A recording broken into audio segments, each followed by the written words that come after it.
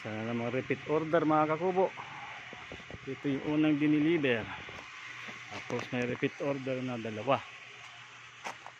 Isang studio type na 6x12. Ito po ang kanyang harapan. Yan, nakapatong sa 4 feet. Mahogany entrance door. Yan natin sa loob.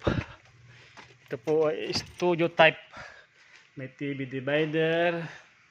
Then sa kabila, TV divider. Ito po yung kanyang flooring. Pwede maglagay dyan ng isang bed. Ito na po yung kaibigan. Meron siyang breaker na 4 ng fuse para sa ilaw, para sa aircon, para sa outlet. Yung isa ay ang kanyang main.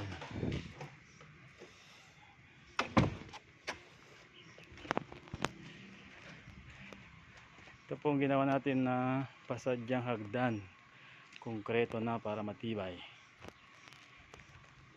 Dito tayo sa kabila, 6x18, 2 kwarto, pasadya rin ng kanyang hagdan, sliding door. Pasok natin, ito ang kanyang mini sala. Kaya din TV divider. Tapos may isang center table.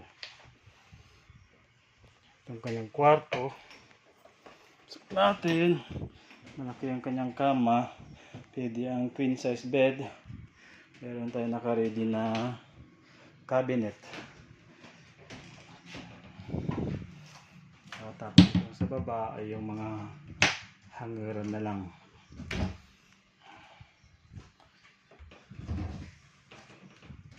Kanya dyan sa may yan, yung pambutas na yan para sa aircon. Ito naman ang kanyang sliding window, kanyang outlet, ang switch sa ilaw. And then yung ilaw ay ano po siya, ready na yan.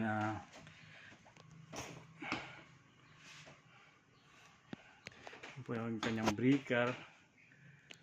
4 na panel, main, outlet, saka para sa mga aircon. Itong kanyang second room. Pasok tayo.